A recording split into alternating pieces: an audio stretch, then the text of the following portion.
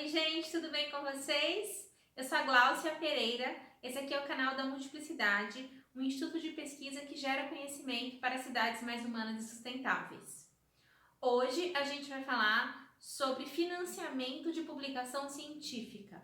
A gente está fazendo essa playlist aqui, né, que esse vídeo faz parte, por causa do nosso journal, e a gente está aqui explicando como é que funciona a ciência aberta e aproveitando neste processo para trazer vários conceitos sobre ciência e sobre publicação científica. E isso é importante porque serve para quem está começando, serve para quem está já há muito tempo na área, quem não é da mobilidade urbana, enfim. É um assunto bastante amplo e que a gente espera que ajude bastante pessoas e que ajude a pensar cada vez mais ciência e a se produzir mais conhecimento em mobilidade. No vídeo de hoje, a gente vai falar sobre quem paga a publicação científica, tá? Isso no geral, existem vários modelos. No mais tradicional modelo, mais aplicado no mundo inteiro, não só no Brasil, mas no mundo, é o modelo de assinatura. Neste modelo, instituições, geralmente instituições de ensino superior, universidades, centros de pesquisa, pagam as editoras uma assinatura, que pode ser mensal, pode ser anual, para poder ter acesso para ler esses trabalhos científicos, esses artigos. Este é um modelo que acaba concentrando as publicações em grandes editoras científicas.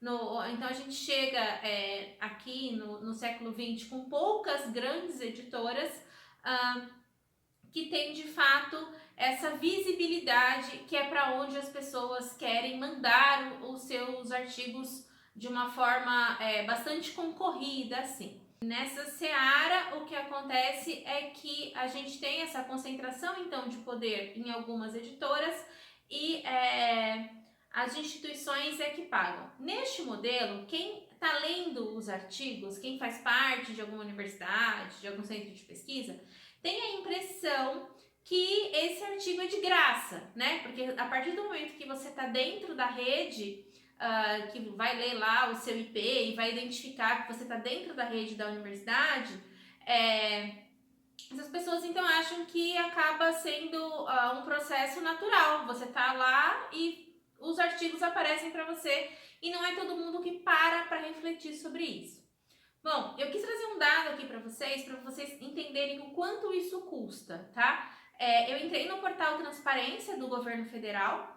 Por que o governo federal? Porque apesar das instituições individualmente poderem pagar esses acessos às maiores editoras do mundo, no Brasil, a CAPES, que é um dos órgãos do MEC, do Ministério da Educação, tem convênios que concentram, então, essas assinaturas, tá? Então, as universidades brasileiras, que são conveniadas à CAPES, acabam tendo este acesso geral. Bom, eu entrei no portal da Transparência do governo brasileiro para saber quanto, então, que foi gasto em 2020 com esse acesso científico, né? Quanto que se gastou para que pessoas que estão nas universidades tenham direito a essa leitura. Bom, o número é estarrecedor, assim. Foram 387 milhões que o governo brasileiro gastou em 2020 para que somente pessoas que estão dentro das universidades tenham acesso aos artigos científicos. Ou seja, se você está fora dessa rede, você não tem acesso de fato ao que está sendo publicado.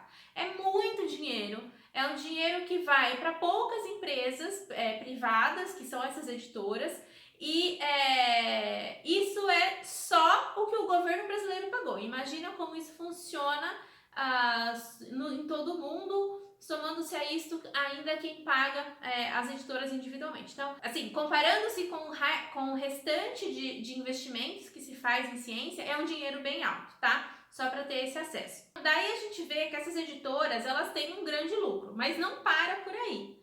Por quê? Porque essas revistas, então, tem as editoras e essas editoras muitas das vezes têm centenas de periódicos, né? Centenas de revistas.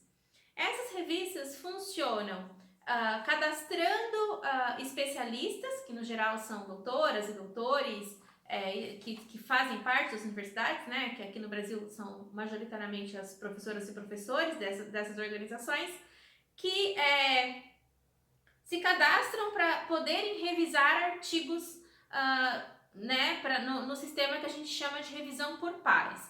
Por quê? Porque dá status, dá prestígio você ser uma pessoa revisora dessas grandes revistas. Mas o que acontece? Essas revistas, na grande maioria dos casos, não remunera essas pessoas para fazerem as revisões. Ou seja, as pessoas trabalham nas universidades, gastam tempo delas para fazer a revisão e o governo brasileiro também paga para essas pessoas poderem ler o que elas mesmas estão revisando ou o que elas mesmas estão publicando. Então, assim, as editoras elas ganham duas vezes nesse caso, porque elas têm uma mão de obra extremamente qualificada e de graça, trabalhando para elas enquanto elas recebem para divulgar esses trabalhos e deixar os trabalhos acessíveis para quem está dentro da rede, tá? Então, essa é o formato de assinatura que é o mais comum até hoje no mundo. O movimento de acesso aberto, de ciência aberta, vem justamente lutando para que mais pessoas tenham acesso às informações que são produzidas. E desde então, desde os anos 2000, vem sendo estudados e tentados diversos modelos de negócio para que você não tenha essa concentração em poucas editoras e que as pessoas fiquem realmente, né, dependentes desse sistema. Aí o que acontece? Nesse movimento de ciência aberta e acesso aberto aos artigos, o que está acontecendo agora é o que a gente chama de um movimento que prega que quem pague o artigo sejam as autoras e autores. Porque assim você desconcentra esse pagamento e quem está produzindo ciência consegue, de alguma forma, arcar com esses custos junto com o financiamento científico. Então, é o que a gente chama do pagamento por artigo, tá? O Journal da Multiplicidade vai funcionar desta forma. Então, é um processo de que autoras e autores pagam o artigo para que mais gente tenha acesso. Neste mundo, mas aí, claro, né, sempre tem as distorções. Começou que as editoras, tentando não perder mercado, começaram a, dentro do seu hall de revistas, lançar algumas revistas de acesso aberto também.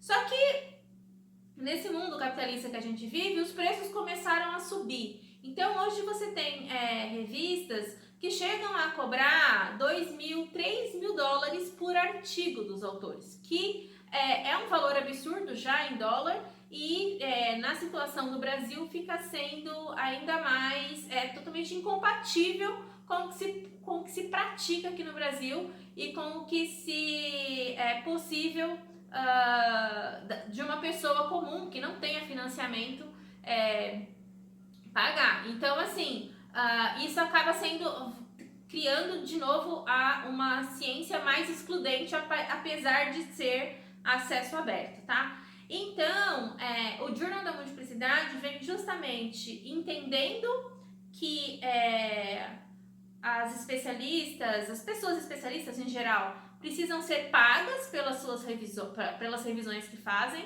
A gente aqui não acha legal que alguém corrija um trabalho e não receba por isso, mesmo porque nessa correção tem dicas, tem instruções para o trabalho melhorar, tem todo um encaminhamento visando justamente essa publicação. E além disso, os preços vão ser mais compatíveis com a realidade brasileira e com o que se é possível praticar por aqui, tá?